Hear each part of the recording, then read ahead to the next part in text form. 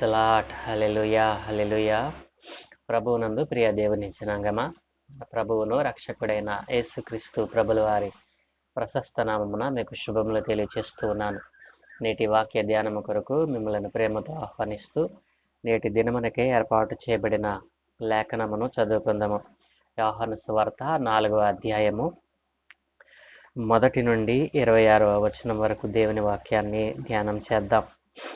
యోహాను కంటే యేసు ఎక్కువ మందిని శిష్యులుగా చేసుకొని వారికి బాప్తిస్మం ఇచ్చుచున్న సంగతి పరిసయ్యులు వినిరని ప్రభువునకు తెలిసినప్పుడు ఆయన యోదయ దేశము విడిచి గలిలయ దేశమునకు తిరిగి వెళ్ళెను.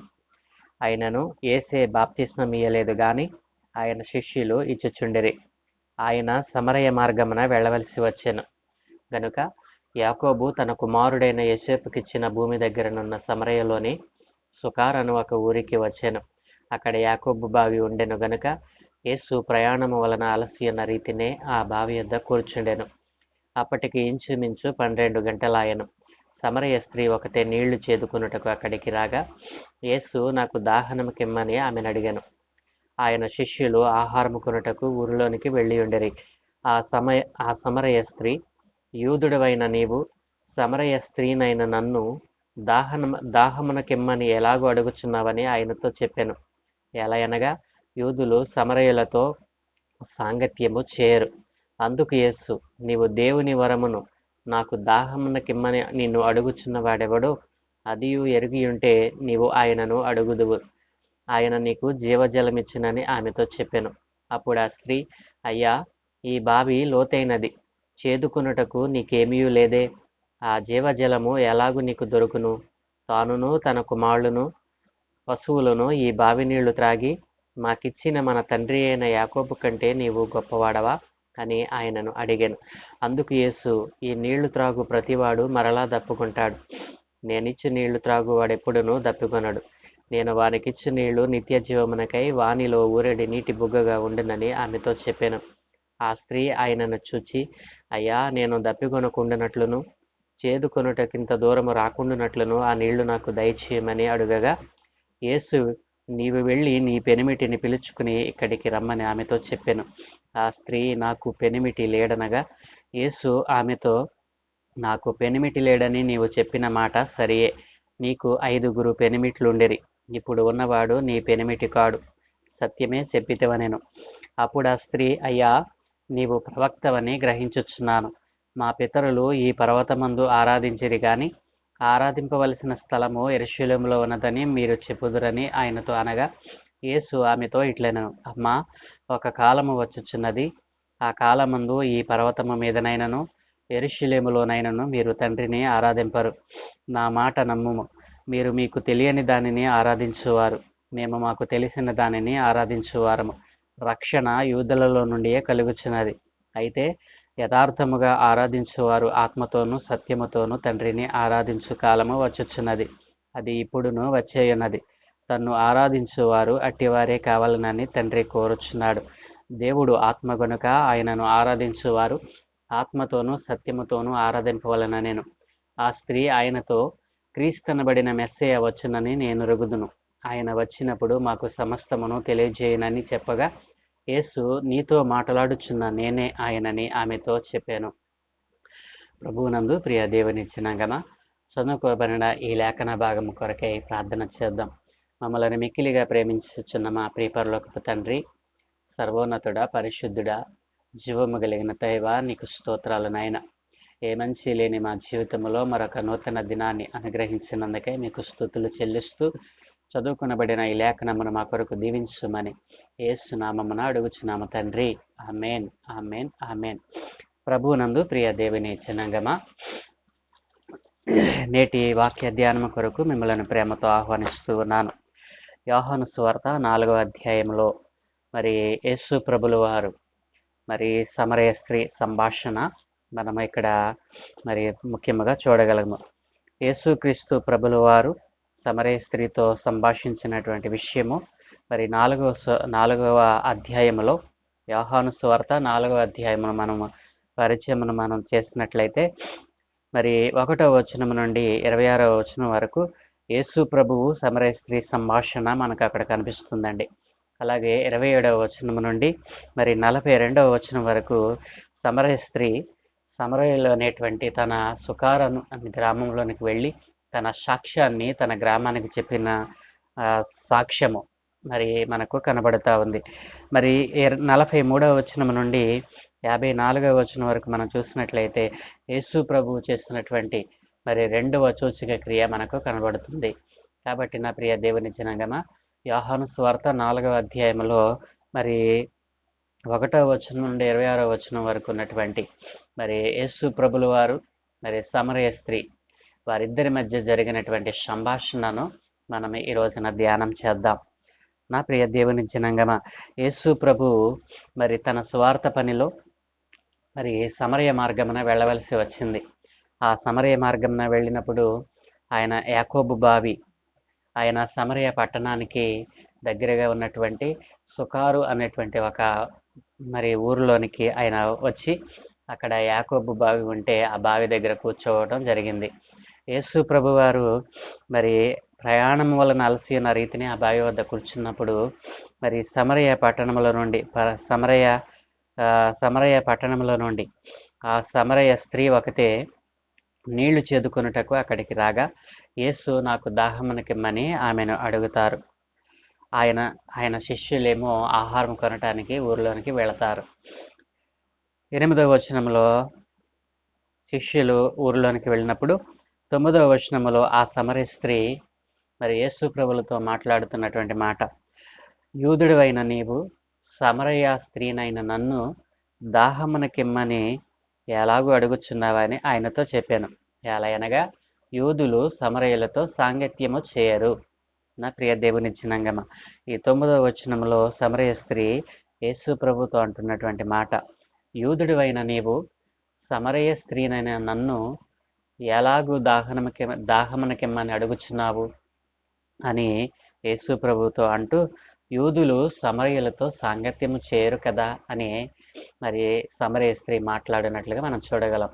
నా ప్రియ దేవుని జనాంగమా, యేసు ప్రభువు మరి ఒక సమరయ స్త్రీ, సమరయులు అనంటే ఎవరు, సమరయ స్త్రీని రక్షించిన విధము మనం చూసినట్లయితే అసలు ఈ సమరయులు యూదులతో ఎందుకు సాంగత్యము చేయరు అనే విషయాన్ని మనం తెలుసుకుంటే కనుక మనకు ఈ యేసు ప్రభుల వారు మరి సమరయ స్త్రీని రక్షించిన విధము, మరి సమరయులు ఎవరో మనకు బోధపడుతుంది. కాబట్టి నా ప్రియ దేవుని జనాంగమా, మనము ఈ సమరయులు ఎవరో, ఎందుకు యూదులు సమరయులతో సాంగత్యము చేయరో ఈ దృష్టాంతాన్ని మనం తెలుసుకోవాలంటే మనము 200 సంవత్సరాల క్రితం నాటి చరిత్రను మనము మరి ఒక్కసారి జ్ఞాపకం చేసుకోవాలి. నా ప్రియ దేవుని జనాంగమా, మన ఆలోచన చేసినట్లయితే మనకు మరి విశ్వాసులకు తండ్రి అని పిలువబడినటువంటి వ్యక్తి ఎవరండి? అబ్రహాము మొదలుకొని మరి ఈనాటి వరకు కూడా మరి జీవించి ఉన్నటువంటి సంతానం అంతా కూడా అందరికీ కూడా ఆయన మరి మూల పురుషుడిగా మరి విశ్వాసులకు తండ్రిగా ఆయన పిలువబడ్డారు. మరి అబ్రహాము మనకు తెలుసు కదండి, దేవుడు మరి ఆయనను పిలుచుకొని ఆయనకు వాగ్దానం చేశాడు. ఏమని? నీవు మరి నన్ను వెంబడించినట్లయితే, నేను వెళ్ళమన్న ప్రదేశానికి వెళ్ళినట్లయితే నేను ఇసుక రేణువులంత విస్తారముగా నీ సంతానాన్ని అభివృద్ధి చేస్తానని మరి వాగ్దానం చేసినటువంటి కనాను దేశంలోనికి నేను నడిపిస్తానని ఆయన వాగ్దానం చేశాడు. అట్లాంటి అబ్రహామును మనం జ్ఞాపకం చేసుకుంటే, అబ్రహాము కుమారుడు ఎవరండి? ఇస్సాకు కుమారులు ఏశావు మరి యాకోబు. ఏశావు తన జ్యేష్ఠత్వము నమ్ముకొని మరి తన జ్యేష్ఠత్వ పాపును కోల్పోయాడు. మరి అబ్రహాము కుమారుడు ఇస్సాకు కుమారుడు మరి ఏశావు మరి యాకోబు యొక్క సంతానాన్ని మనం ఆలోచన చేసినట్లయితే యాకోబుకు 12 మంది సంతానం, 12 మంది సంతానము, ఒక కుమార్తె. కాబట్టి నా ప్రియ దేవుని జనాంగమా, మరి యాకోబు సంతానము 12 మంది, 12 గోత్రాలుగా వారు విభజింపబడ్డారు. ఒక్కొక్క గోత్రము మరి ఒక్కొక్క స్థానాన్ని పొందుకుందనమాట. ఆ 12 గోత్రాలను మనం చూసినట్లయితే మొదటిది రూబేను, 2 షిమ్యోను, 3 యోదా, 4 జెబూలూను, 5 ఇశ్శాఖారు, 6 దాను, 7 గాదు, 8 ఆషేరు, 9 నఫ్తాలి, 10 ఎఫ్రాయిము, 11 మనష్షే, 12 బెన్యామీను. ఈ రీతిగా యాకోబు సంతానము 12 మంది గోత్రాలండి. కాబట్టి ఈ 12 గోత్రాలలో 2 గోత్రాలు మరి ఒక విడిగా ఒక సామ్రాజ్యంగా ఏర్పడినట్లుగా మనం చూడగలం. ఈ విషయాన్ని ముందు మీకు వివరిస్తాను. కాబట్టి అబ్రహాము నుండి అబ్రహాము కుమారుడు ఇస్సాకు, ఇస్సాకు కుమారులు ఇద్దరు, వారు ఏశావు, యాకోబు. యాకోబు కుమారులు 12 మంది, వారే 12 మరి గోత్రాలుగా వాడి విడిపోయి వారిని ఇశ్రాయేలు అని పిలువబడ్డారు. ఈ ఇశ్రాయేలు జనాంగము యాకోబు కాలంలోనే మరి ఐగుప్తునకు దాస్యముగా దాసత్వం చేయడానికి వారు చెరపట్టబడ్డారు.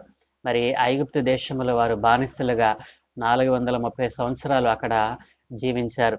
వారు ఐగుప్తులో నుండి వారు యాకోబు కాలంలో ఐగుప్తుకు వెళ్ళినప్పుడు 76 మందిగా వెళ్ళారు. మరి తిరిగి మోషే కాలంలో వారు విడిపింపబడినప్పుడు, మోషే కాలంలో వారు విడిపింపబడిన తర్వాత వారు 6 లక్షల కాల్బలముగా బయటికి వచ్చారు. తరువాత మరి యాకోబు తర్వాత ఈ 12 గోత్రాలు మోషే గారు మరి వీరిని విడిపించినప్పుడు మోషే గారి ద్వారా బయటకు వచ్చినటువంటి జనాంగం ఎంతమంది అండి? 6 లక్షల కాల్బలం. ఈ 6 లక్షల కాల్బలాన్ని ఈ 6 లక్షల కాల్బలం మరి ఐగుప్తులో నుండి బయటికి వచ్చిన తర్వాత దేవుడు తన పితరుడైన పినతండ్రి అయినటువంటి అబ్రహాముకు వాగ్దానం చేసినటువంటి కనాను దేశము చేరడానికి మరి వారు పాటుపడినప్పుడు మోషే కాలం తర్వాత, మోషే తర్వాత ఎవరు వచ్చారండి? మోషే తర్వాత యెహోషువ కాలంలో మరి ఈ 12 గోత్రాలు ఆ కనాను దేశమును స్వతంత్రించుకొని మరి ఏ గోత్రమునకు సంబంధించిన ఆ స్థానమును ఆ గోత్రం వారు పొందుకున్నట్లుగా మనం చూడగలం. కనాను ప్రాంతము వారికి విభాగింపబడింది. అలాగున కనాను ప్రాంతంలో యెహోషువ కాలంలో వారి గోత్రాల ప్రకారం పంచబడింది. యెహోషువ తర్వాత ఎవరు వచ్చారండి? యెహోషువ తర్వాత మరి ఈ 12 గోత్రాల మరి ప్రజలను పాలించడానికి, ఇశ్రాయేలీయులను పాలించడానికి న్యాయాధిపతులు వచ్చారు. ఈ న్యాయాధిపతులు కూడా ఈ 12 గోత్రాలలో ఉన్నటువంటి వారికి న్యాయం తీరుస్తూ మరి వారిని పరిపాలించినట్లుగా మనం చూడగలం. ఇక్కడ న్యాయాధిపతుల కాలము 300 సంవత్సరాలు గడిచిపోయింది.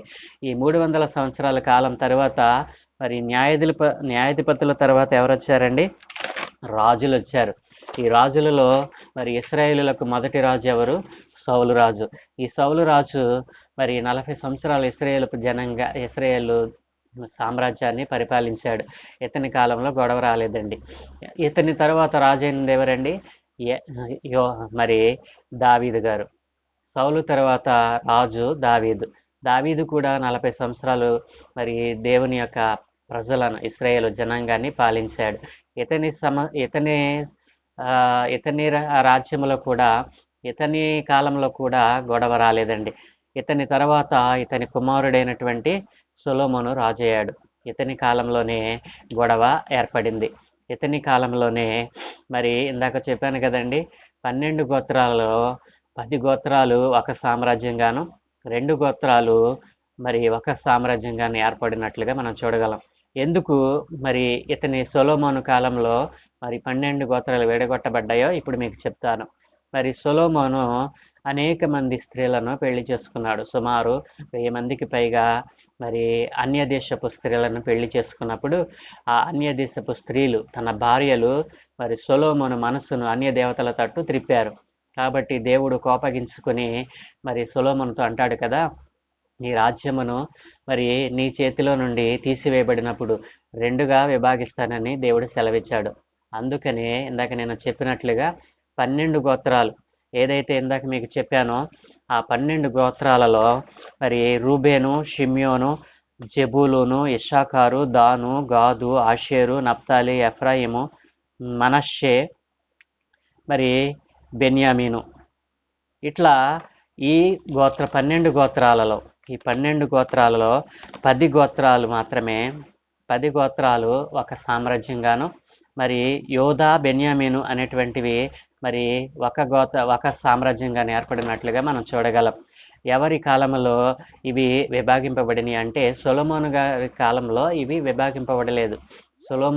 సొలొమోను గారు తర్వాత వచ్చినటువంటి రాజు తన కుమారుడైనటువంటి మరి రెహబాము కాలంలో ఇవి రెండుగా విడిపోయినాయి. కాబట్టి విడిపోయినటువంటి గోత్రాలు ఏమిటో తెలుసా? మరి విడిపోయినటువంటి గోత్రాల్లో రూబేను, షిమ్యోను, జెబూలూను, ఇస్సాకారు, దాను, గాదు, ఆషేరు, నప్తాలి, ఎఫ్రాయిము, మనష్షే ఈ 10 గోత్రాలు మరి ఒక సామ్రాజ్యంగాను, యోధా, బెన్యామీను అనేటువంటి 2 గోత్రాలు ఒక సామ్రాజ్యంగాను ఏర్పడ్డాయి. ఈ 10 గోత్రాలు ఇశ్రాయేలు సామ్రాజ్యంగా ఏర్పడితే యోధా, బెన్యామీను గోత్రాలు యోధా సామ్రాజ్యంగా ఏర్పడ్డాయి. కాబట్టి మరి యోధా సామ్రాజ్యాన్ని ఏలినటువంటి రాజు సొలొమోను కుమారుల్లో మొదటివాడు రెహబాము యోధా సామ్రాజ్యాన్ని ఏలితే మరి ఆ 10 గోత్రాలైనటువంటి ఇశ్రాయేలు సామ్రాజ్యాన్ని మరి యెరోబాము ఏలటం ప్రారంభించాడు. ఇక్కడే సమస్య మొదలైందండి. మరి ఈ 10 గోత్రాలు కింద ఉన్నటువంటి ఈ 2 యోధా, బెన్యామీను గోత్రాలు కూడా యోధా సామ్రాజ్యము, ఇశ్రాయేలు సామ్రాజ్యము ఇద్దరు కూడా ఆరాధించేది యెహోవా దేవునినే.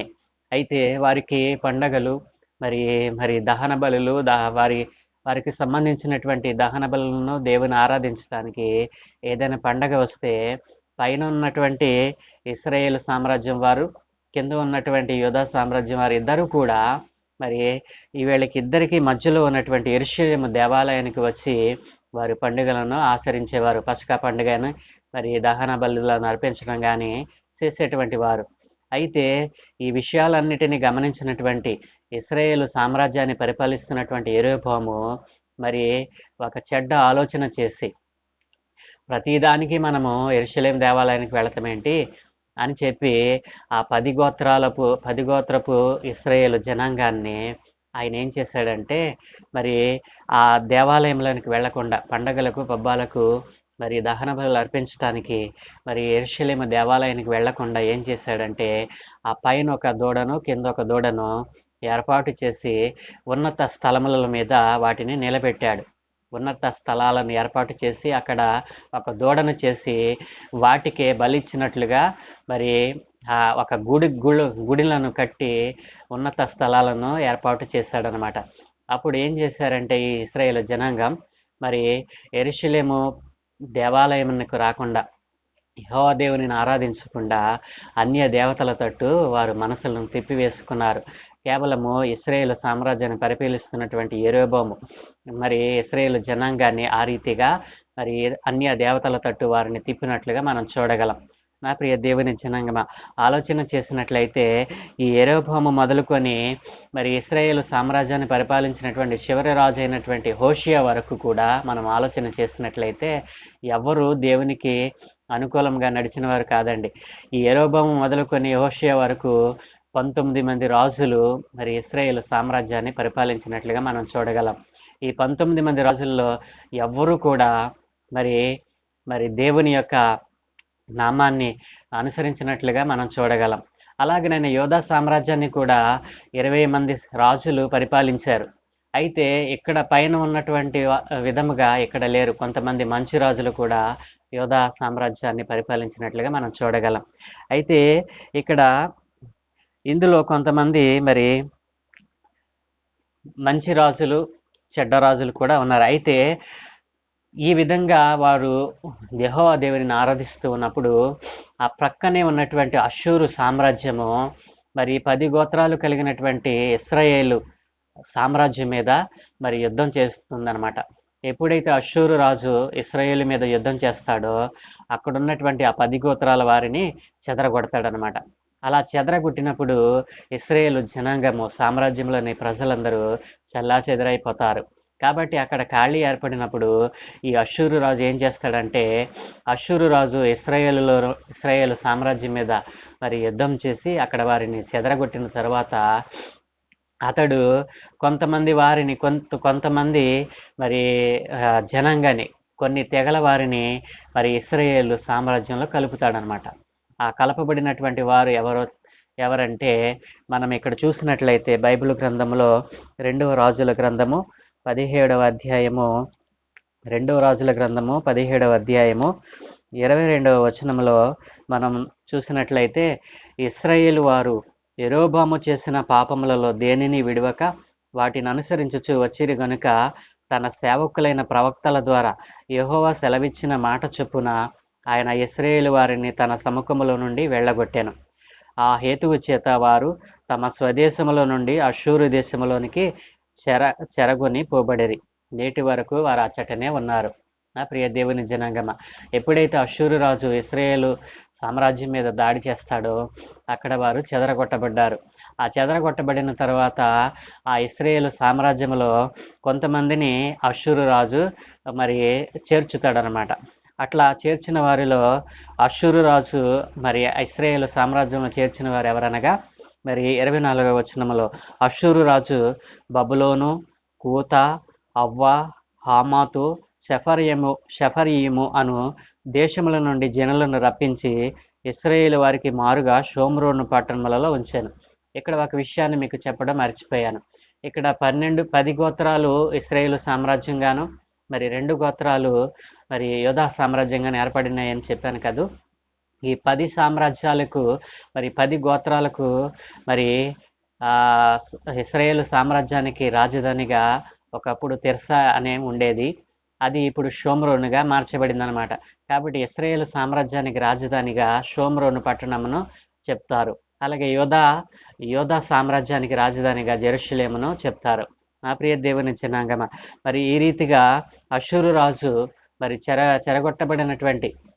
చెదరగొట్టబడినటువంటి ఇశ్రాయేలు జనాంగంలో కొంతమందిని అన్య దేవతలను ఆరాధించేటువంటి వారిని మరి ఆ ఇశ్రాయేలు జనాంగంతో కలుపుతాడు. వారెవరనగా బబులోను, కూత, అవ్వ, హామాతు, షెఫర్యీము. ఇట్లాంటి ఈ దేశపు జనాలను ఇశ్రాయేలు జనాంగంతో మిశ్రితం చేస్తాడనమాట. కాబట్టి ఈ విధంగా యెహోవాను ఆరాధించేటువంటి జనులతో ఈ అన్య దేవతలను ఆరాధించేటువంటి మనుషులు చేరి అక్కడ మిశ్రిత జనంగా ఏర్పడ్డారు. అంటే వారు వీరు కూడా మరి సంకర జాతిగా ఏర్పడ్డారనమాట. ఈ రీతిగా సంకర జాతిగా ఏర్పడినటువంటి వారే సమరయులు. నా ప్రియ దేవుని జనాంగమా, ఇక్కడ పైన ఉన్నటువంటి ఈ 10 గోత్రాలపు ప్రజలు మరి అన్య దేవతలను ఆరాధించేటువంటి మరి ఇప్పుడు చెప్పినటువంటి ఆ బబులోను, కూత, హవ్వ, హామాతు, షెఫర్యీము అనేటువంటి ప్రజలతో కలిసి మిశ్రిత జనముగా ఏర్పడి మరి వారు యెహోవా దేవుని ఎదుట పాపం చేశారు కాబట్టి వారు మరి దేవతలను ఆరాధించేవారు కాబట్టి ఈ క్రింద ఉన్నటువంటి యోధా సామ్రాజ్యపు ప్రజలు వారిని వ్యతిరేకించేవారు, వారితో సాంగత్యం చేసేవారు కాదనమాట. కాబట్టి ఇక్కడ మరి యేసు ప్రభుల వారితో సమరయ స్త్రీ అన్న మాట, మరి యూదులు సమరయులతో సాంగత్యం చేయరు కదా, అట్లాంటి నీవు నన్ను దాహానికి అడుగుతావేంటి అని యేసయ్యను మరి ప్రశ్నించినట్లుగా మనం చూడగలం. మరి సమరయులు ఏ రీతిగా ఏర్పడ్డారు? సమరయులు అంటే ఎవరో తెలిసింది కదూ. మరి ఆ రోజు మరి ఇశ్రాయేలు జనాంగంతో మరి అన్య దేవతలను ఆరాధించేటువంటి ప్రజలు చేరి విస్తృత జనంగా ఏర్పడినటువంటి ఆ ప్రజలే సమరయులు. మరి వీరిని ఆలోచన చేసినట్లయితే ఈ 10 గోత్రాల వారును ఈ సమరయులు కూడా ఎవరికి సంబంధించినటువంటి వారు? మన పితరుడైనటువంటి యాకోబు సంతానమే. వీరు యెహోవా దేవుని ఎరిగినటువంటి వారే. కానీ యెహోవా దేవునిని కాకుండా మరి ఇంకా మిగతా దేవతలను కూడా ఆరాధించేటువంటి వారు అనమాట. వీరు ఈ రీతిగా మారటానికి కారణము వారిని పాలించినటువంటి రాజులు. కాబట్టి మరి సమరయులు అంటే ఏమిటో తెలిసింది కదండి. కాబట్టి మిశ్రిత జనముగా ఏర్పడినటువంటి ఆ ఇశ్రాయేలు జనాంగమే సమరయులుగా పిలువబడ్డారు. కాబట్టి నా ప్రియ దేవుని జనాంగమా, దేవుడు ఎంత ప్రేమమయుడండి. వారు చెడిపోయినా కానీ వారిని విడిచిపెట్టినటువంటి దేవుడు. కాబట్టి ఈ రోజున మనం తెలుసుకోవాల్సింది ఏంటంటే మరి మూలపాఠంలోనికి మనం వచ్చేద్దాం. మరి సమరయ స్త్రీ అన్నటువంటి మాటను జ్ఞాపకం చేసుకుంటే, సమరయ స్త్రీ అంది కదా, మరి యూదులు సమరయులతో సాంగత్యం చేయరు కదా. ఎందుకు యూదులు సమరయులతో సాంగత్యం చేయలేదండి? మరి సమరయులు ఏ రీతిగా ఏర్పడ్డారో ఇప్పటి వరకు మనం చూసాం కదా. కాబట్టి నా ప్రియ దేవుని జనాంగమా, సమరయులు యూదులతో ఎందుకు సాంగత్యం చేయరంటే, యూదులు సమరయులతో ఎందుకు సాంగత్యం చేయరంటే వారు అన్ని దేవతలను ఆరాధించేవారు కాబట్టి వారితో వారు కలవరనమాట. వారికి మరి పూర్వకాలం నుండి వైర్యం ఉంది. అయితే దేవుడు అంటాడు కదా, అట్లాంటి నశించిపోతున్న వారిని కూడా రక్షించటానికే ఆయన ఈ లోకానికి వచ్చాడు కదూ. కాబట్టి యేసు ప్రభు అంటున్నారు, అందుకు యేసు, నీవు దేవుని వరమును నాకు దాహమునకిమ్మని అడుగు, దాహమునకి నిన్ను అడుగుచున్న వాడెవడో అదియు ఎరిగి ఉంటే నీవు ఆయనను అడుగుదువు, ఆయన నీకు జీవజలం ఇచ్చునని ఆమెతో చెప్పాను. అప్పుడా స్త్రీ, అయ్యా, ఈ బావి లోతైనది, చేదుకొనుటకు నీకేమీ లేదే, ఆ జీవజలము ఎలాగు నీకు దొరుకును? తానును తన కుమారులను పశువులను ఈ బావి నీళ్లు త్రాగి మాకిచ్చిన మన తండ్రి అయిన యాకోబు కంటే నీవు గొప్పవాడవా అని ఆయనను అడిగాను. నా ప్రియ దేవుని జనంగమా, ఈ మాటలో మరి మన తండ్రి అయిన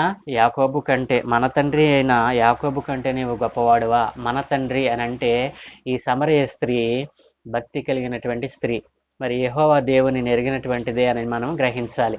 కాబట్టి సమరయుల యొక్క ఆ చరిత్రను మీరు ఇప్పటి వరకు విన్నారు కదూ. ఆ సమరయుల యొక్క చరిత్రను బట్టి మనం చూసినట్లయితే మరి ఈ స్త్రీ యెహోవా దేవుని ఎరిగినటువంటిదే. కాకపోతే తాను తీసుకుని రాబడినటువంటి ఆ దేవతలను కూడా ఆరాధించేటువంటి భక్తి పరురాలు. కాబట్టి భక్తి ఎక్కడుందంటే దేవతలను ఆరాధించటంలో మరి నిష్ణాతురాలు తప్ప మరి యెహోవా దేవునిని ఆరాధించటంలో వారు భక్తి కలిగి లేరని అర్థం చేసుకోవాలి. కాబట్టి సమరయ స్త్రీ మరి ఆ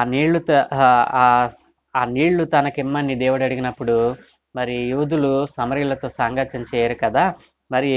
మరి తానును తన కుమారులను పశువులను ఈ బావి నీళ్లు త్రాగి మాకు ఇచ్చినటువంటి మన తండ్రి అయిన యాకోబు కంటే నీవు గొప్పవాడివా అని అంది. మన తండ్రి అంటే తన తండ్రి ఎవరో, పితరుడు ఎవరో ఎరిగినటువంటి స్త్రీ.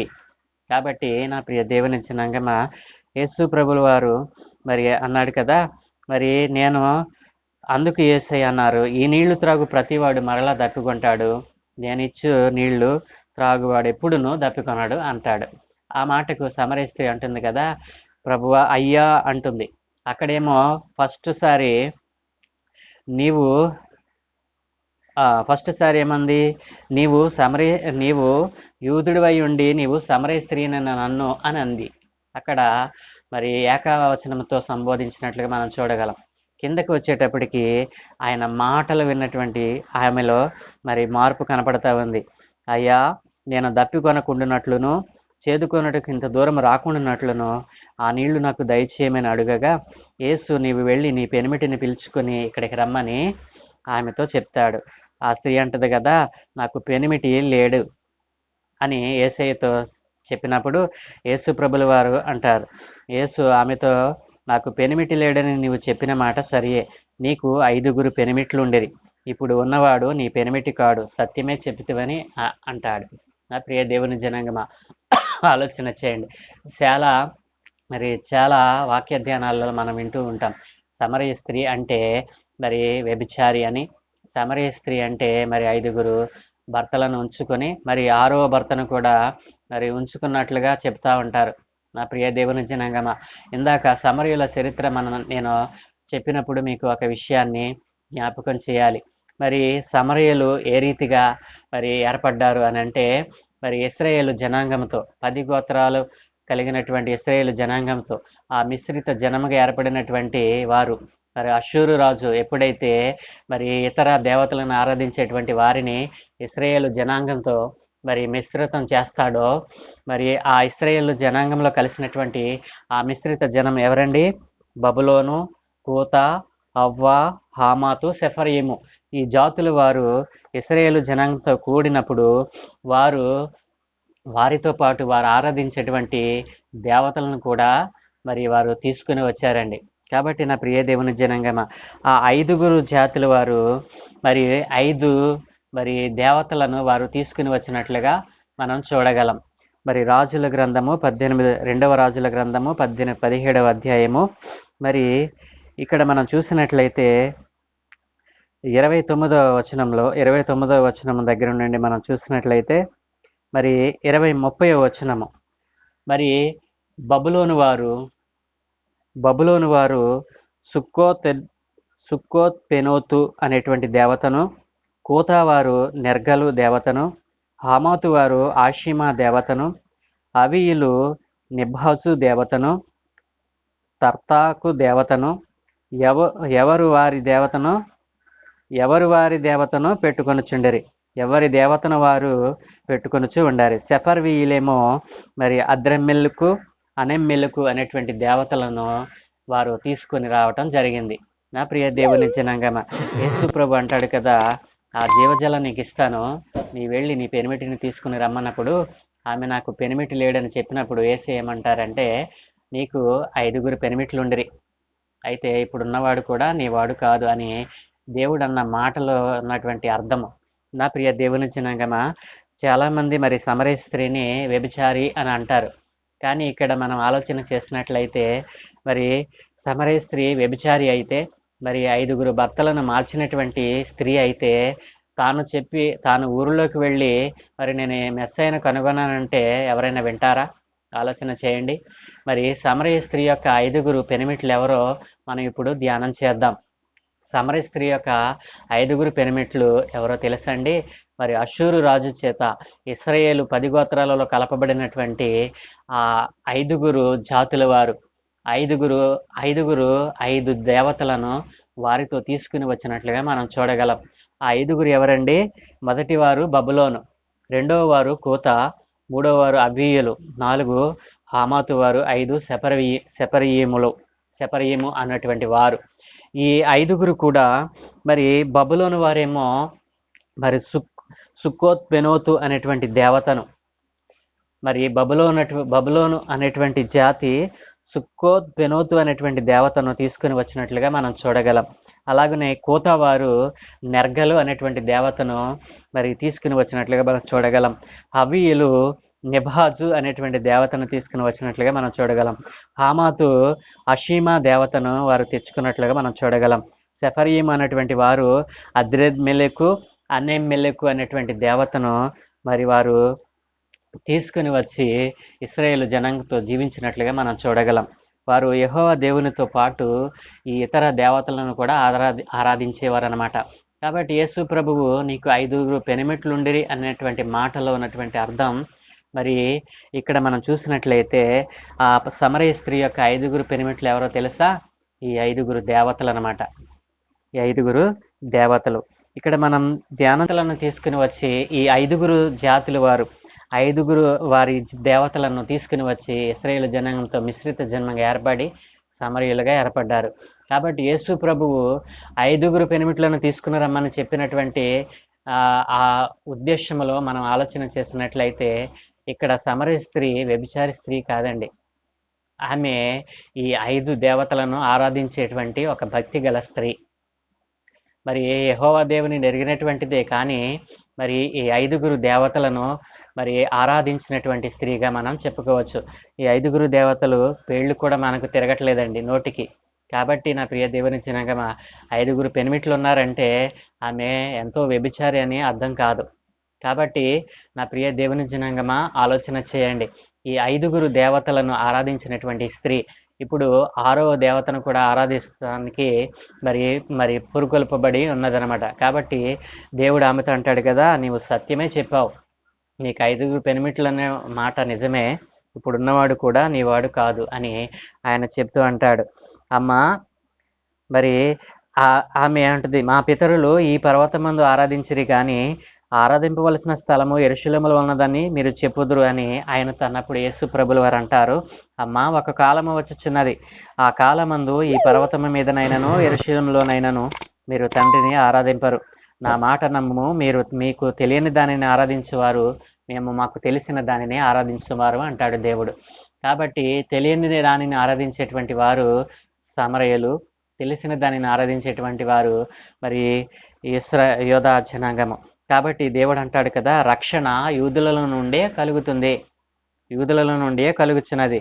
అయితే యథార్థముగా ఆరాధించేవారు ఆత్మతోనూ సత్యముతోనూ తండ్రిని ఆరాధించు కాలము వచ్చుచున్నది, ఇప్పుడును వచ్చేయున్నది. మరి తన్ను ఆరాధించేవారు అట్టివారే కావాలని మరి తండ్రి అయిన దేవుడు కోరుకుంటున్నాడని మరి సమరయ స్త్రీతో యేసు ప్రభు చెప్పాడు. కాబట్టి నా ప్రియ దేవుని జనాంగమా, మరి అన్య దేవతలను ఆరాధించేటువంటి సమరయ స్త్రీని మరి యేసు ప్రభువు మరి ఆయన మరి ఎంతో మరి రక్షించినట్లుగా, ఆత్మల రక్షణ ఆత్మల రక్షణ కొరకైన దాహము ఆయనకి ఎంత ఉందో మనకు ఈ దృగ్విషయం ద్వారా మనకు తెలుస్తూ ఉంది. కాబట్టి సమరయ స్త్రీ చెప్పినటువంటి ఆ మాట సత్యము. కాబట్టి సమరయ స్త్రీ యొక్క 5 పెనిమిట్లు ఎవరండి? ఆ 5 దేవతలు. అష్షూరు రాజు చేత మరి ఇశ్రాయేలు జనాంగంతో కలపబడినటువంటి ఆ 5 జనాంగంలో నుండి రాబడినటువంటి దేవతలను ఆరాధించేటువంటి ఒక స్త్రీ, మరి భక్తి కలిగినటువంటి స్త్రీ, మరి వ్యభిచారము చేసేటువంటి స్త్రీ కాదండి. ఇక్కడ గమనించవలసింది, ఇక్కడ మరి దేవుడు ఆత్మ కనుక ఆయనను ఆరాధించేవారు ఆత్మతోనూ సత్యంతోనూ ఆరాధింపవలెనని మరి ఆ స్త్రీ ఆయనతో మరి మరి యేసు ప్రభుల వారు సమరయ స్త్రీతో చెప్పినప్పుడు ఆ స్త్రీ ఒక సాక్ష్యం చెప్పిద్దండి. ఆ 25వ వచనంలో మనం చూసినట్లయితే, ఆ స్త్రీ ఆయనతో, క్రీస్తు అనబడిన మెస్సయ్య వచ్చునని నేను ఎరుగుదును అంటుంది. నా ప్రియ దేవుని జనాంగమా, క్రీస్తు అనబడిన మెస్సయ్య వచ్చునని నేను ఎరుగుదును, ఆయన వచ్చినప్పుడు మాకు సమస్తమును తెలియజేయనని చెప్పగా యేసు ప్రభుల వారు అంటారు, నీతో మాట్లాడుతున్న నేనే ఆయనను అన్నప్పుడు ఆమె గుండె బద్దలవుతుంది. కాబట్టి అప్పటి వరకు ఆరాధిస్తున్నటువంటి మరి 5 పెనిమిట్లుగా ఉన్నటువంటి 5 దేవతలను విడిచిపెట్టి 6వ దేవతను ఆరాధిస్తున్నటువంటి ఆ సమరయ స్త్రీ ఆ క్షణమందు మరి ఆ ఆ దేవత ఆరాధనను పక్కన పెట్టి నిత్యుడైనటువంటి రక్షించగలిగినటువంటి సత్యవంతుడైనటువంటి యేసయ్యను కళ్ళారా చూచింది. తన హృదయం బద్దలైపోయింది. పాపం అనే కొండను అక్కడ విడిచిపెట్టి వెంటనే ఊర్లోకి వెళ్ళి చెప్తుంది కదా, నేను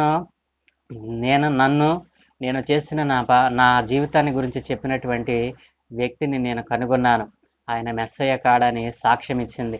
తన ఊరిలోనికి వెళ్ళి సాక్ష్యం ఇచ్చినప్పుడు మరి అనేక మంది ఆయన దగ్గరికి రాబడ్డారు. ఒకవేళ మనం ఆలోచన చేసినట్లయితే ఆమె వ్యభిచారి అయితే ఆయన దగ్గరకు తన గ్రామాన్ని నడిపించేదా? వ్యభిచారి 5 భర్తలను మార్చినటువంటి స్త్రీ మాట ఒక ఊరంతా వింటుందండి? అది సాధ్యమే కాదు. కాబట్టి ఆమె పెనిమిట్లుగా పిలువబడినటువంటివి ఏమిటంటే అన్య దేవతలు. బైబిల్ గ్రంథ ప్రకారము విగ్రహారాధన దేనితో పోల్చబడిందంటే వ్యభిచారంతో పోల్చబడింది. కాబట్టి నా ప్రియ దేవుని జనాంగమా, విగ్రహారాధన వ్యభిచారంతో పోల్చబడింది. ఈ విషయాన్ని తెలుసుకోవాలంటే మరి యెహెజ్కేలు గ్రంథము 16వ అధ్యాయంలో ఈ దృగ్విషయాన్ని గురించి దేవుడు ఖండితంగా చాలా కఠినంగా మాట్లాడినట్లుగా మనం చూడగలం. మరి మీరు సమయం ఉన్నవారు మరి వీడియో ఎక్కువ నిడివి అవుతుంది కనుక సమయం ఉన్నవారు మరి యెహెజ్కేలు గ్రంథం 16వ అధ్యాయాన్ని ధ్యానం చేసినట్లయితే మీకు ఆ విషయాన్ని బోధపడుతుంది. కాబట్టి దేవుని యొక్క మరి ఉద్దేశములో బైబిల్ గ్రంథ ప్రకారము విగ్రహారాధన అనేటువంటిది వ్యభిచారంతో పోల్చబడింది. నా ప్రియ దేవుని జనాంగమ, మరి ఈ రీతిగా సమరయ స్త్రీ తన పట్టణాన్ని రక్షించుకోగలిగింది. తాను రక్షింపబడటమే కాదు, తన ఊరంతటిని కూడా రక్షణలోనికి నడిపించింది. నా ప్రియ దేవుని జనాంగమ, ఇదిగో చెదరగొట్టబడినటువంటి ఇశ్రాయేలు జనాంగం మిశ్రిత జనాంగమ సంకర జాతిగా ఏర్పడినప్పటికీ యెహోవా దేవుడు వారిని విడిచిపెట్టలేదండి. ఆయన ఎన్నడూను ఎవరిని విడిచిపెట్టే దేవుడు కాదు. ఆయన ప్రేమాపూరుడు. కాబట్టి మరి దేవుడు చెప్పినటువంటి మాట మరి రక్షణ యూదుల నుండే కలుగుతుంది. ఈ దృగ్విషయం మనం ఎక్కడ చూడవచ్చునంటే అపోస్తుల కార్యములు 1వ అధ్యాయము 8వ వచనంలో ఈ రీతిగా రాయబడి ఉంది. అయినను పరిశుద్ధాత్మ మీ మీదికి వచ్చినప్పుడు మీరు శక్తి నొందెదరు గనుక మీరు యెరూషలేములోను యోదయ సమరయ దేశముల యందంతటను బూదిగంతముల వరకును నాకు సాక్షుల యుందురు. నా ప్రియ దేవుని జనం ఆలోచన చేశారా? మొదట మరి మీరు యెరూషలేములోను యోదయ సమరయ దేశంలో మొదట సువార్త రక్షణ ఎవరికి వెళుతుందంటే మొదట యెరూషలేములోను, తర్వాత యోదయ సమరయ యూదులకును, తర్వాత సమరయులకును, తర్వాత అన్యులకు. ఇక్కడ యూదులు సమరయులు, తర్వాత అన్యులు ఏమంటే మనము.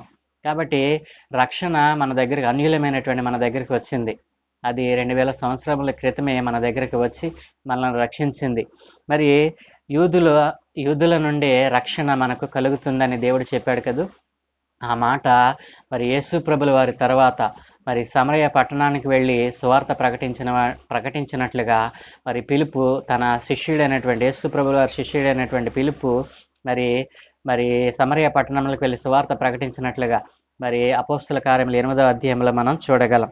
కాబట్టి నా ప్రియ దేవుని జనాంగమా, మరి యెరూషలేము మరి సమరయ స్త్రీ ఏ రీతిగా తాను రక్షింపబడిందో, సమరయ స్త్రీని రక్షించడానికి యేసు ప్రభు ఎంతటి దాహాన్ని కలిగి ఉన్నాడో ఈ రోజున మనము మరి కూలంకుషంగా తెలుసుకున్నాం కదూ.